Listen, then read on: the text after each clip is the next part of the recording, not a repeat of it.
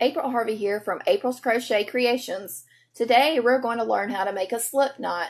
Slip knots are used in crocheting to attach your yarn to your needle. It's the very first step in casting on and crocheting a chain, counting as the very first stitch.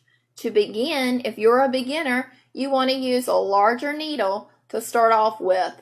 Once you master the basic stitches, then you can begin using the smaller needles.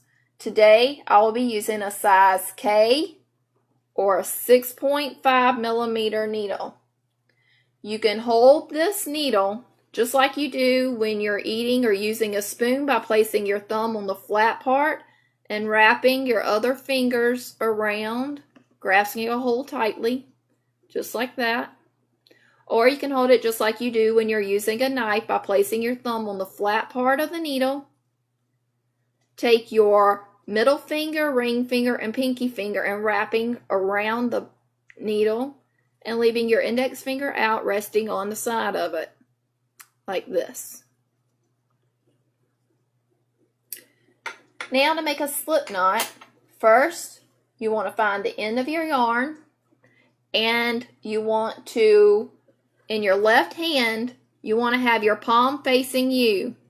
Take your ring finger and your pinky finger and you want to fold it down towards your palm, holding out and pointing with your index finger and middle finger.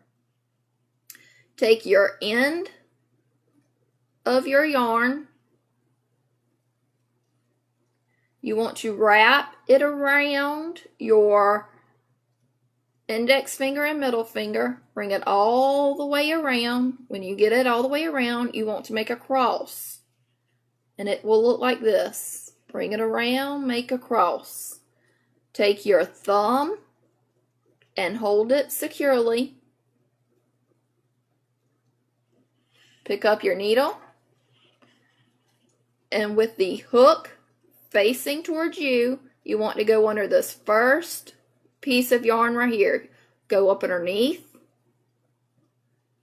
And then you want to turn the hook down towards your finger and go over on top of the other piece, grabbing that back piece back here and pulling it through the loop while you're holding it securely, pulling the hoop off of your fingers, and you're making a knot. Once that knot gets there and you've got a loop around your hook, you want to just take and spread the yarn and tightly secure it around your needle like this. You want it tight enough it's not going to come off your needle, but loose enough that you can have it moving on your needle also. This is video 1 on how to make a slip knot. Thanks for watching.